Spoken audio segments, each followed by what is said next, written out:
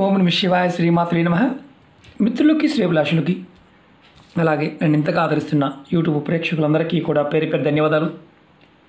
మిత్రులారా, మీ అందరికీ పరాదేవత ఎల్లవెల్లలా మీతో ఉండి మీ మనోవాంఛ నెరవేర్చాలని మనస్ఫూర్తిగా కోరుకుంటున్నాను. ఈరోజు మనం సోమవారం నాడు మీరు ఇంటి నుండి బయటికి వెళ్ళే ముందు ఈ చిన్న పని చేయండి. మీకు తిరిగి అనేదే ఉండదు. మీరు మనసులో ఏది కోరుకుంటే అది జరుగుతుంది.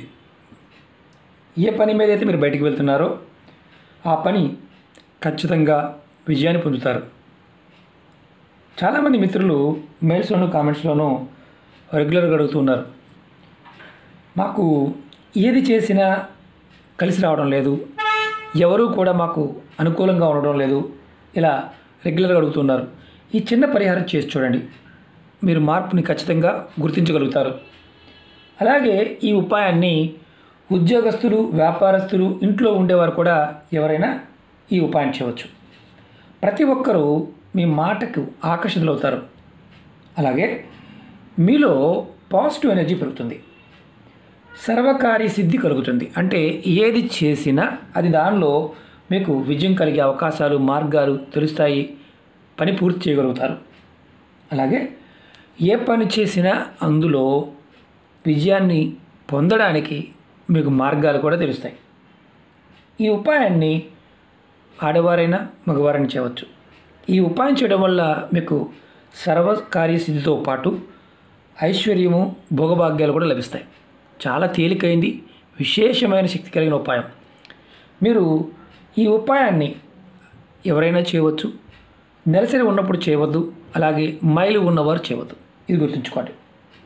ఇది సోమవారం ఉదయం స్నానాది కార్యక్రమాలు ముగించుకున్న తర్వాత మీ పూజా మందిరంలోకి వెళ్ళి మీరు గణపతికి నమస్కారం చేసుకొని, అంటే విఘ్నేశ్వరుడు నమస్కారం చేసుకొని, స్వామివారి ముందు మీరు కొబ్బరి నూనెతో 2 ఒత్తులు వేసి విడివిడిగా దీపారాధన చేయండి.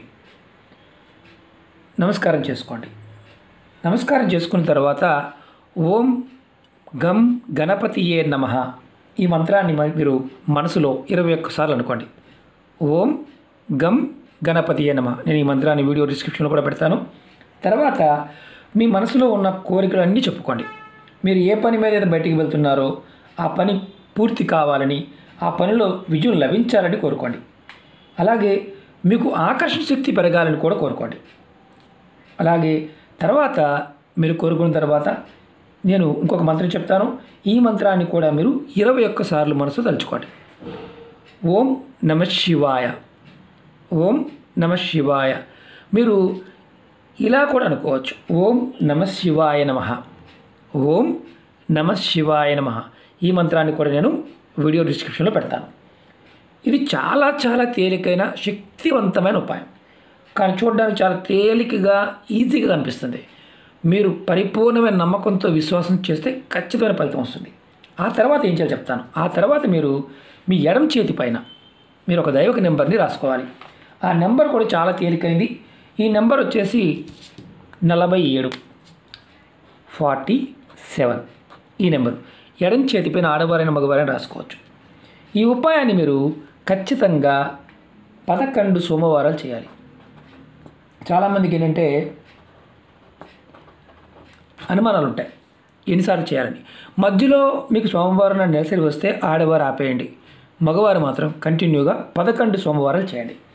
ఇలా చేయటం వల్ల 11 సోమవారాలు చేయటం వల్ల మీకు తిరిగి అనేదే ఉండదు. ఏది కోరుకుంటుంది జరిగి తీరుతుంది. అద్భుతమైన ఫలితాన్ని పొందుతారు. అలాగే మీకు ఈ వీడియో నచ్చినట్లయితే లైక్ చేయండి, ఛానల్ని సబ్స్క్రైబ్ చేసుకోండి, పక్కనే ఉన్న గంట సింబల్ని యాక్టివేట్ చేసుకోండి. మీకు నచ్చితే 10 మంది మిత్రులకి షేర్ చేయండి. మీరు గుర్తుంచుకోండి, నెంబర్ మాత్రం రెడ్ కలర్ పెన్నుతో కానీ స్కెచ్ పెన్తో కానీ రాసుకోండి, మార్కర్తో కాదు, పెన్నుతో మాత్రమే రాసుకోండి. నెంబర్ చెరిగిపోయిన ఇబ్బంది లేదు, అది కూడా ఎడమ చేతి మీద. మీరు అంతకుముందు వేరే వీడియో మనం ఏంజల్ నెంబర్స్ చెప్పాము, వాటిని కూడా చేస్తున్నాము, కొన్ని అనుమానాలు ఉంటాయి. మీరు ఏదైనా నిర్భయంగా చేయవచ్చు. ఏ వీడియోలో అయినా సరే మీకు ఈ ఉపాయం చేస్తూ వేరేది చేయకూడదు అంటే మాత్రం చేయవద్దు. లేకపోతే మీరు నిర్భయంగా భయం లేకుండా చేయండి. పరాదేవత అనుగ్రహంతో మీకు మీ మనసులో ఉన్న కోరికలన్నీ కూడా నెరవేరుతాయి. నమ్మకం, విశ్వాసం చాలా అవసరం. నమ్మకం లేనివారు, విశ్వాసం లేనివారు పొరపాటును కూడా ప్రయత్నం చేయవద్దు. ఓకే మిత్రులారా, ఓం నమః శివాయ శ్రీమాత్రే నమః.